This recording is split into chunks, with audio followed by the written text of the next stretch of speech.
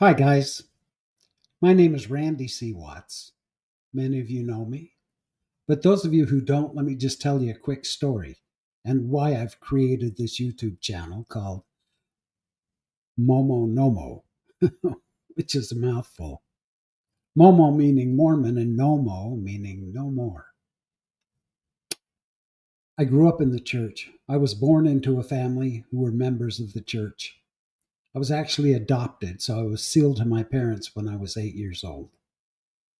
It was the same day my older sister was getting married in the Mesa Temple. Anyway, growing up in Mesa, Arizona, it was kind of like growing up in Utah. There were so many LDS people, and I was very active in the church. I was one of those guys who I obeyed all the rules. I grew up not drinking, not smoking, never did drugs, kept myself morally clean, didn't have any sex with my wife until we'd gotten married. I was married a virgin. I did everything like I was supposed to. I went on a mission to Spain, served for 2 years. And I don't regret any of that. As a matter of fact, my mission was an incredible experience. I learned Spanish. I worked hard to pay for it. And I came home, did what the prophet counseled and our mission president told us. I got married right away, had my kids. But it was about, 5 or 6 years ago that I started doing some real studying because I started to think a lot about things that just didn't make sense in the Church of Jesus Christ of Latter-day Saints. Number one, to be told that we're no longer Mormons, that was a win for Satan. What? I grew up being called a Mormon, calling the church the Mormon Church. We had Mormon.org. There still is Mormon.org. I Am a Mormon campaign that the church spent millions and millions on. The Book of Mormon, Mormon doctrine, everything was Mormon. And then suddenly the prophet comes along and decides that that name is a win for Satan. Where was that revelation when Joseph Smith was, you know, starting to name the church? I know he didn't start off with that name. But where were the early prophets? Why didn't they say that it was a win for Satan? Anyway, I started looking into the history of the church. I started looking at what Joseph Smith really was. And I don't mean just conjecturing because of things that I'd heard. I don't mean just rumors by anti-Mormon people. I dug deep into the studies. I also read the CES letter, which is very well composed and brought up a lot of questions too. I started watching podcasts thinking I was the only one doubting, and I realized I wasn't the only one. Hell, there were tons of people that were in the ex Mormon or post Mormon community. And I learned so much about the true life of Joseph Smith and the prophets that followed him. I didn't I was never taught things like the fact that Joseph Smith was a polygamist. I was never taught things like he didn't translate with the golden plates. He put his head in a hat and translated with a peep stone. Um, I never did understand why the blacks were withheld the full benefits of the gospel. I never understood how a church could be so racist. I didn't understand how my sons, two of them who are gay, were excluded from activities and how they've treated people. I didn't understand, by the way, how there could still be hunger in so much of this world when the LDS Church has $250 billion saved up. And I always thought my tithing went to build buildings. I thought my tithing went to help the poor. I thought my tithing went to help people on their missions. No, my tithing went into hedge funds, investment portfolios, so that the church could make more and more and more money. It's all about money. Anyway, I'm not going to get into all the details because that would take me 10 days. But I learned that the Church of Jesus Christ of Latter-day Saints isn't a church, it's a corporation. I learned that the temple was just a carbon copy of the Masonic order, and that the rituals in the temple were the same thing, right down to the marks and the garments and all of that.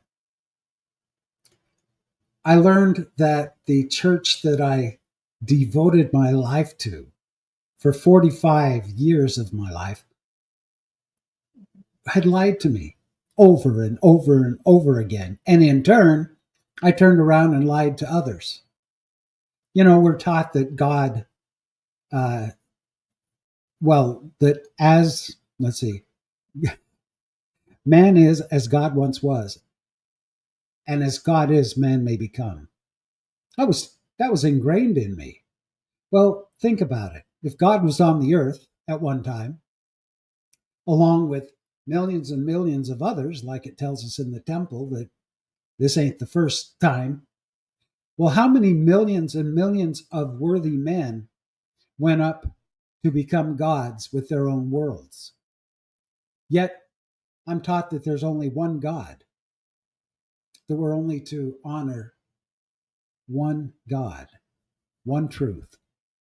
Well, that doesn't make any sense. It also doesn't make sense that, oh gosh,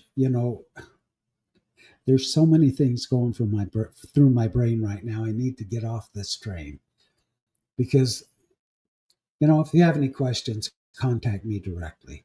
I'm just letting you know that the reason that I am putting this Facebook page, or excuse me, this YouTube page out there is to let people know why I left.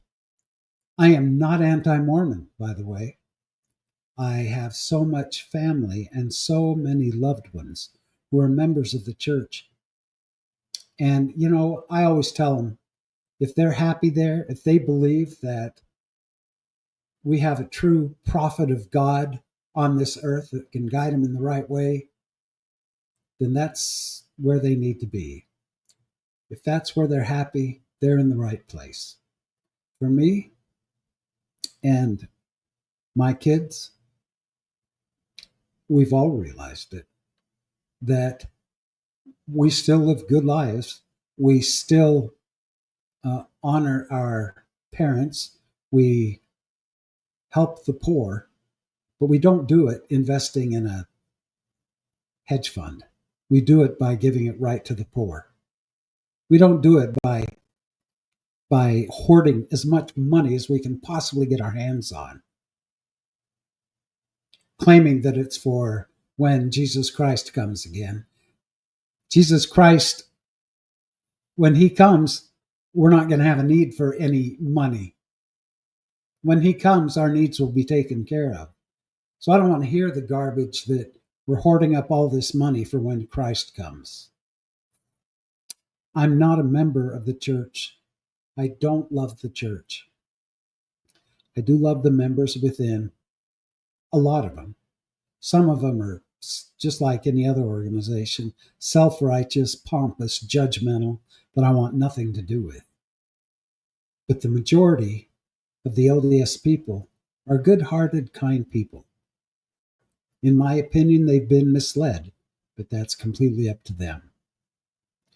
I have found my new community in the post-Mormon landscape. I've been accepted and loved and found out what true love really is within a community. I don't have to be scared into honoring my Heavenly Father. I can do that on my own without being threatened that if I drink a cup of coffee, my eternal salvation is in jeopardy. Are you kidding me? I live and treat people how I would want to be treated. As Jesus Christ said 100 times or more in the Bible, it's all about love. It's all about love. Love your neighbors. Love your fellow men. Empower men and women alike. This matriarchal crap in the church where women have no place, that's got to end. And it will someday when the pressure gets to be enough.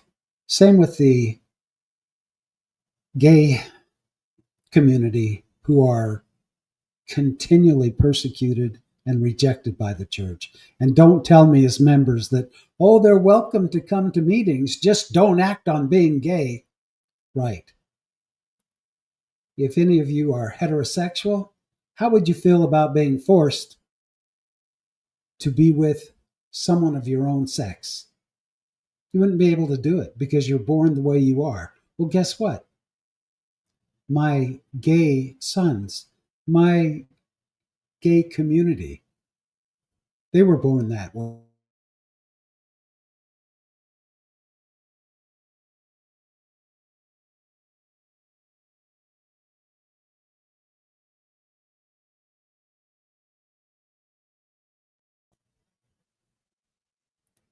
Treat people like you'd want to be treated. I hope you enjoy some of the videos on this channel. These are just videos that I've either been interviewed in or that I've done the interviewing. And I really hope you enjoy them. If anyone's watching this, I love you.